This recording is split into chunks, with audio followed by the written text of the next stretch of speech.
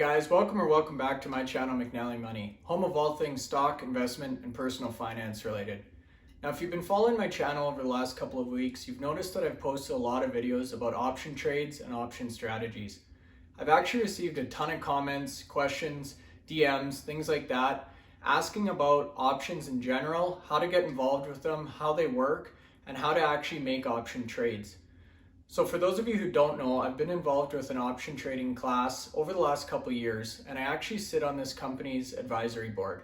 So this is an area that I know quite a bit about and something that I've been doing for a while now. I've seen on Instagram and YouTube a number of people that are actually now starting to sell option trading courses or classes. A lot of these are actually through Teachable, and I figured to myself, if I already know this information, why not share it with you guys for free? Now the only thing I ask in return is you hit that like button, subscribe to the channel if you haven't already, and feel free to share this video with friends or family that may be looking to get involved with option trading. Now this is the first of a few videos I'm going to do in this series, and this one's actually called Introduction to Options. So without further ado, let's jump right in. Okay guys, so intro to options. I chose this background because ultimately if you can master options, this is where we all want to end up. A nice beach looking over the ocean and not a care in the world. So let's get right into it here. So in this video, we're going to be covering 8 different topics, all related to intro or beginner option trading. So number 1, we're going to cover what is an option. Secondly, why options matter and why you should trade them. Terminology. Number 4 will be basic strategies. Then we'll talk briefly about some advanced strategies just to show the full potential of option trading. We'll then get into how options are priced. Second to last, we'll talk about the Greeks, at least the most common ones. And finally, we'll talk about trading options and how to profit off these different strategies. So first things first, what is an option? So an option is a legal contract or an agreement between a buyer and a seller. So it's important to note that there must be 2 parties here in order for an option to work. Just like a stock, there needs to be someone who's willing to buy and there needs to be someone who's willing to sell. Now, options give buyers the rights, and those buyers pay a premium for that right, but not the obligation to buy or sell something on a specific date at a specific price. Now on the flip side, sellers have the obligation to sell something at a specific price on a specific date. Now the majority of this presentation is going to talk about options in relation to stock, but they also can work for other things like real estate, for example. So let's pretend that I've heard a golf course is going to be built in this new community. And if that golf course is built, I believe home prices in that area are going to go up. However, I'm not sure if that golf course will be built, and I'm not sure if prices will go up, nor do I want to live there if they don't. So I may use an option in order to hedge my risk here and give myself an opportunity to buy a property in this neighborhood after I've found out if the golf course is going to go in. So let's look at this from a practical example. Let's say I go into this community, I find the house in the picture here, and I'm interested in it. So I may go to this homeowner and say, hey, I'm interested in your home, but I'm not sure yet if I want to move into this community. So I'm willing to pay you $5,000 to guarantee me the right to buy your home in 6 months' time at the current market value. And let's say in this example, the market value is $400,000. So the homeowner then can think to himself, hey, I'm going to get $5,000 today. I'm going to be guaranteed whatever my home value is currently, and I may not even need to sell my house in 6 months' time. So the 2 outcomes for me are I either 6 months from now sell my home for what it's worth today, plus I pocket the $5,000, or I keep my home and I still get to pocket the $5,000. Now for me, the buyer of this option, the 2 outcomes for myself are the golf course gets approved, I then get to purchase this home at today's rate, and I've paid $5,000 to do that, but I think the price of the home will be much more than that because of the golf course news. Or the golf course doesn't get approved, I don't have to purchase the house, and I don't have to live in this community, but I'm out the $5,000. That's a practical example of how an option could work in a situation that's not related to the stock market. I wanted to open up with this because it's a little bit easier to digest and understand when you relate it to something like real estate that we've all been a part of or witnessed or seen, as opposed to a stock or stock market that's a little bit more abstract to some people. So the next logical question is why options? Why should you learn about them? Why should you trade them? Why should you invest this time? And the ultimate answer to all of those questions is money. It's the same reason you have a job. It's the same reason you trade stocks. Hopefully you have some genuine interest in this stuff as well. But at the end of the day, this is a way to make money and profit off different market environments, catalysts, and situations that we'll talk about throughout the video here. So the three main reasons I personally like options are, number one, they complement traditional stock holdings or your traditional portfolio.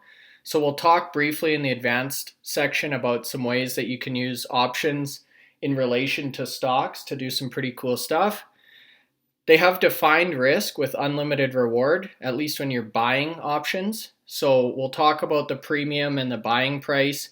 But the nice thing with them is you only can lose what you put into that initial premium or purchase price. And the third and final reason is leverage and buying power. So we'll talk about this again in more detail, but essentially each contract or each option contract controls 100 shares of stock. So if you work the math out, it's a lot more economical, especially for high valued companies, to trade options rather than purchasing the shares themselves in order to get equivalent or greater percentage returns. Now, before we can get into any of the strategies or more advanced topics, we need to cover some basic terminology. And you'll hear a lot of these terms throughout this series, throughout this presentation, and probably just in general as you get more immersed in the stock world. But there's definitely some worth noting. So if you start up here in the left-hand side, when we look at what's called an option chain, which is what you're seeing here, you're always going to see the underlying stock itself. So in this example, I've used Walgreens Boots Alliance. I just released a video talking about Walgreens options recently, so if you haven't checked it out, please go take a look. But this essentially tells you which company you're trading options for. Now, the next thing to note here is expiration date. So you can see there's two highlighted. In reality, there's many, many more. So there's weekly options, monthly options, options that are dated over a year out, so leaps, things like that. You can essentially pick the date or the expiration date that you're interested in buying. We'll talk about some general rule of thumbs there, but for the purpose of this demonstration, I've just kind of highlighted the first two available. You'll then see the current price of each option based on the strike price in question. You'll see here the Greeks, so we'll talk about this later in the presentation, but the three that we've highlighted are delta, gamma, and theta. We'll talk about how these relate to each other and what they mean, but for now I wanted to point out this is where you can find them. And then you're also going to notice a sell price and a buy price. So similar to a stock, there's a bid and an ask on each option contract. So essentially the bid is what you'd be able to get if you were selling this contract at this current point in time. The buy price is what you'd have to pay or what people are asking for if you wanted to buy the option at this point in time. In either situation, it can also be referred to as a premium. So if you're selling an option, you would actually get this premium credited to your account. If you're buying the option, you would pay the premium. So you're paying for the rights or you're selling the obligation. Now the difference between the sell and the buy price is what's called the spread. So this is also called a bid-ask spread, but essentially this is the gap between what people are willing to sell for and what people are willing to buy for. Now you will see with some situations the spread is greater than in others, especially with options on stocks that have low liquidity or low share count. And we'll talk about that a little bit later in terms of minimum market cap, minimum shares outstanding. But it is important to pay attention to this. General rule of thumb is the closer the spread or the closer the two prices are, the better it is for you because you're not going to pay more or sell for less than you really should or than what the market price is at that current time. The other thing I'll point out, and for those of you who are observant, you may have already seen this, is there's also a bid ask on this side. So essentially this page is split into two, with the strike price being the center. I've cut off a little on the right here just for real estate, but you'd also be able to see delta, gamma, theta for the puts as well. And what this strike price or this center line does is it divides the calls section from the puts section. So the cool thing with the option chain is you can actually see at any given strike price the cost for calls and the cost for puts in real time in relation to each other. So let's take, for example, a 47 strike. If you were going to buy a call on this, you'd have to pay $2.68 per contract. Now keep in mind, we talked about this in terms of leverage, but each contract controls 100 shares. So you'd actually have to pay $268 for this call. Now on the flip side, if you wanted to buy the exact same strike, 47 strike put, you'd have to pay 44 cents per contract or $44 overall, because each contract controls 100 shares. Very similar to stocks, you can see the rate of change. Generally, as the price of the underlying company goes up, puts will get cheaper and calls will get more expensive. So now that we've talked about what an option is, why they're important, and some basic terminology, I wanted to introduce everyone to the basic strategies. Now for the purposes of this video, we're really only talking about buyers of calls and puts, but I did want to introduce the opportunity to sell as well because it is important. Now the easiest way to remember the difference is to think of a phone. When you get a call, you pick up the phone. So said another way, calls are when you think the price of the stock is going to go up, pick up the phone. Puts are when you put the phone down. So you think the price of the stock is going to go down, put the phone down. Pick a call up, put the phone down. Now, we talked a little bit about rights and obligations in one of the initial slides, but I wanted to lay it out very clearly. If you're buying a call, you have the right to buy a stock at a certain price. So the reason this is advantageous, if you think a stock price is going to go up and you secure the rights to buy it at a predetermined price, you can actually pay less than where that stock is going to be in the future. On the flip side, if you're selling a call, so remember there always has to be two parties involved with this, you now have the obligation to sell a stock at a certain price. So regardless of if that stock price has gone up, you have to sell it to that buyer at the predetermined price. So if we think about this in a practical example, let's say a stock is currently trading at $10. I think it's going to go up to $20 in the next 3 months. So I may pay someone for the right to buy it at $12 3 months from now, thinking that I'll be able to then turn around and sell it for $20. Now on the flip side, the seller would need to think that the share price either isn't going to move or won't go past 12. So they would then sell me the right to buy it at 12, thinking that it won't really matter anyways because the share price won't go to 12 and they'll be able to keep that premium. Now if we look at puts, they work almost inverse to that. So if you're buying a put, you now have the right to sell a stock at a certain price, and the other party would now have the obligation to buy a stock at a certain price. So essentially buying a call or selling a put is the same thing. Selling a call or buying a put is essentially the same thing. There are some differences, and we'll talk about that in terms of account eligibility and things like that, but they really do the same thing. If you're bullish on a stock, you either want to buy a call or sell a put. Now to go back to our $10 stock example, if I'm buying a put, I would think the $10 stock would go down. So let's say I think it's going to drop to $5 over the next 3 months. I may buy an $8 strike put, so I have the right to sell it at $8, even if that stock is ultimately only worth $5 3 months from now. Now the seller of that put option would then have the obligation to buy it from me at $8, even though it's currently trading on the market for $5. So you can see how that rights and obligations works in and how the premium acts as kind of the differentiator between the two. The other thing I wanted to point out here, some more terminology you may hear. If you're buying options, it would be considered either a long call or a long put if you're buying to open the position. And buyers can terminate the contract early. So you don't necessarily need to hold the option till expiration if you're buying. You can actually terminate or trade that option away at any point prior to expiration date. Selling options is often referred to as a short call or a short put. and that essentially means you're selling to open your position. Sellers cannot terminate contracts early because they have the obligation to sell or buy at a certain date, and they can't break that obligation.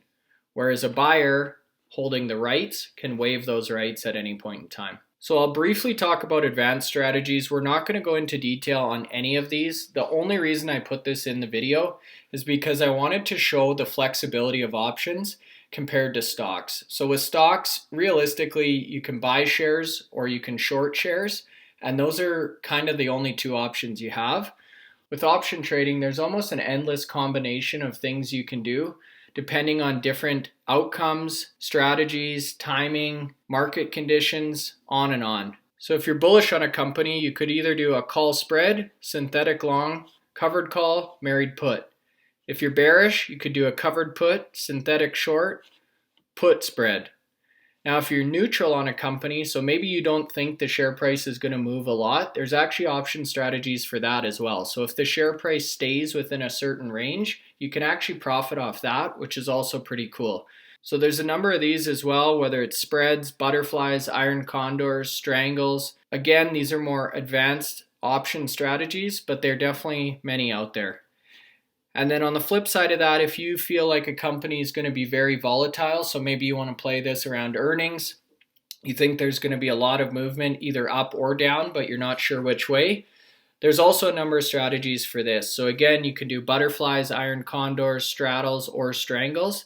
The point here I'm trying to make you guys is options really open your toolkit or your tool belt to a lot of versatility where stocks don't. Realistically, if you're just buying stocks and the company doesn't move, you can't really make a lot of profit. With options, you can. With stocks, if you're unsure of which way the company is going to go, but you think it's going to move big, there's not a lot you can do. With options, you can. And again, with any of these strategies, you get that leverage and you get that limited risk that maybe you don't with purchasing traditional shares. So the next slide here talks about option pricing. Now, the formal name for this is the Black-Scholes formula. You can see here a bunch of smart guys sat around and came up with a very complex formula to determine how to price options. Realistically, what it comes down to is four things. So the price of the underlying stock, the higher the price of the stock, the more expensive options are going to be on it. The strike price you select, so the closer to the money or in the money you buy, the more expensive. The farther out of the money, the cheaper.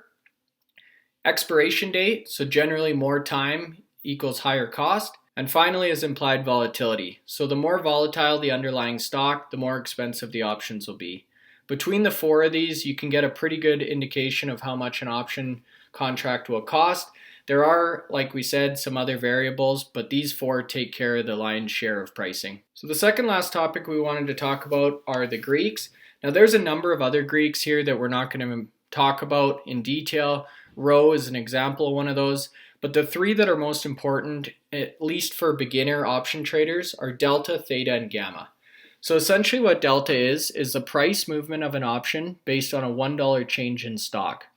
So if a delta is 0.65 on an option, that means for every $1 the share price moves, the option price will move 65 cents. The other way to look at delta is the expected chance of finishing in the money. So you'll sometimes see ITM or OTM, that stands for in the money or out of the money. The deeper in the money an option is, the higher delta will be, and that also means the higher probability that option will finish in the money.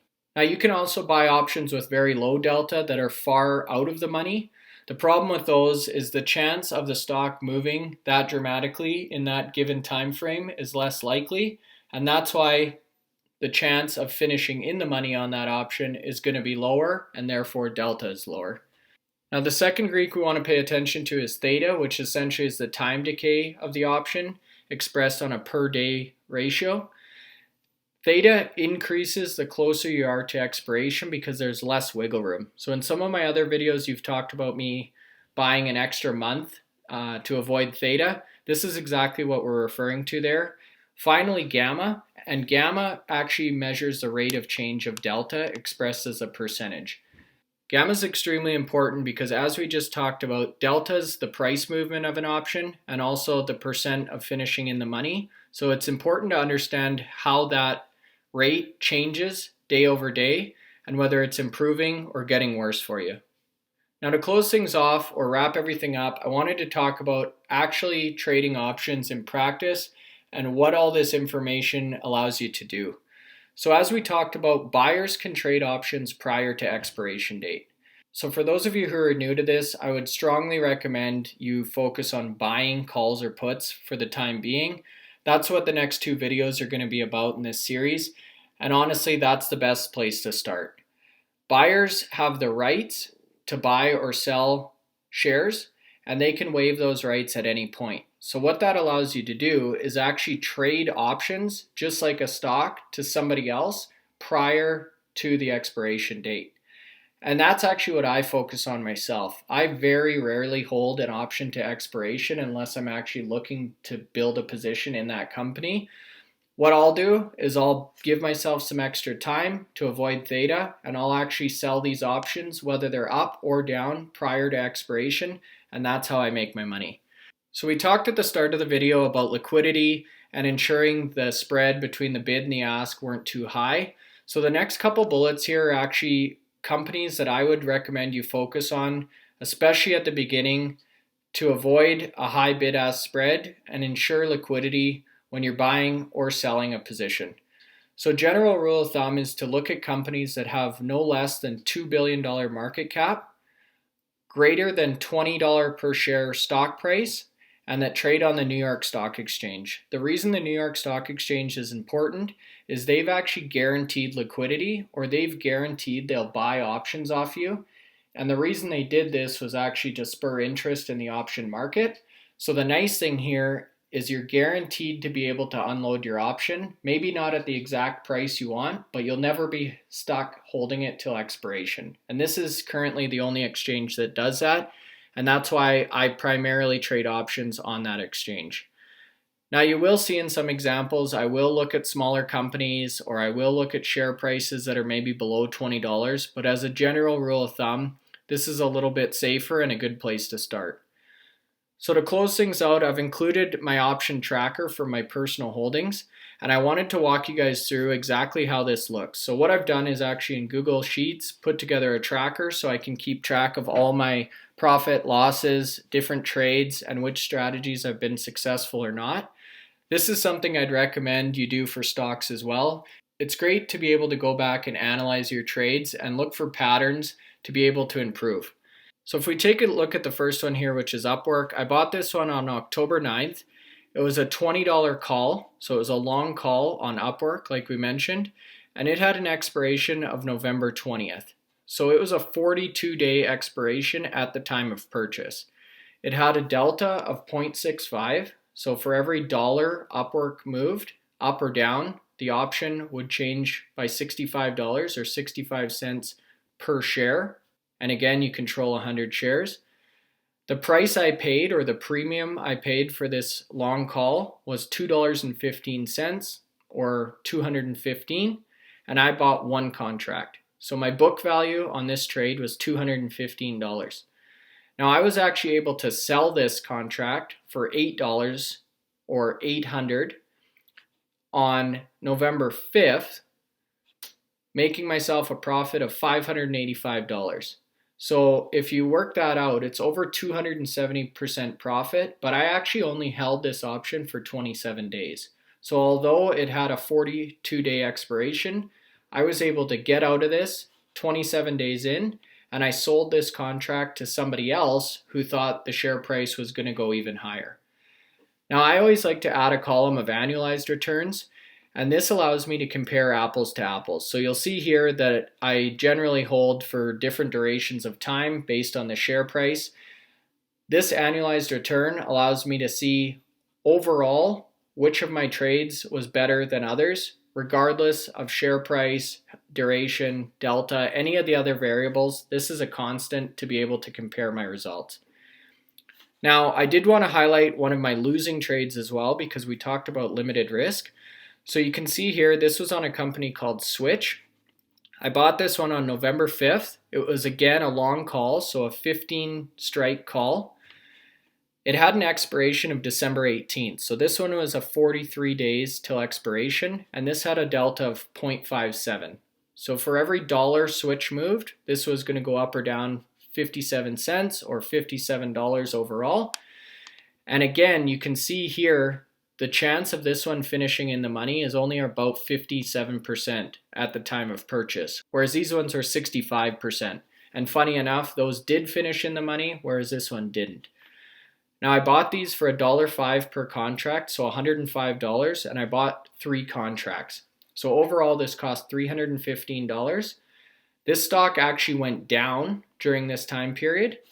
So I was able to sell at an average of 80 cents per contract. So I took a loss on this one of $75 overall, or $25 per contract. You can see my profit was negative 24%, and I held for 39 days. So I really didn't have a lot of extra time. I could have held for an additional 4 days, but I was running out of time and theta was starting to really impact my returns. So unless the stock had a massive jump in those final days, I was actually losing money to time regardless, which is why I decided to exit. If you look at my annualized return, it's negative 222%. So you can see the swings with options are definitely bigger. But the nice thing here is I was able to control my risk. So one of my personal rules is if I hit a 25% loss, something I did when I was analyzing that company wasn't correct, and I'm going to exit that position and put my money elsewhere. Not only was my max loss in this scenario $315, but I was actually going to cap that at 25%. So although I controlled 300 shares of Switch, I was able to get out of this trade with a $75 loss, as opposed to losing my whole 315 or much more if I were to actually go out and buy 300 shares of Switch itself, which trades at about $18. So that would have been close to $6,000 if I was to control 300 shares of that company. Now you'll see Walgreens Boots Alliance. This is the one I just posted the video about. This was actually one of my better trades. So you can see here a 2,000% annualized return. But in terms of total dollar value, it was over 2,500 US, which is phenomenal, in 57 days. So that's it for today's video, you guys. I hope this gives you a good understanding of some intro option terminology, strategy, and general understanding of how options work. As mentioned, this is the first of many videos I'm going to do in this series. So if you did enjoy this one, please make sure to tune in to my next couple. If you haven't already, please hit the like button. This video did take some time to put together. I feel like there's a lot of value in here, and it would really help me out if you hit that like button. On top of that, if you haven't subscribed to the channel already, please make sure you do that as well, especially if you're interested in this type of content or you want to see more of these videos. And finally, make sure you have a great rest of your day.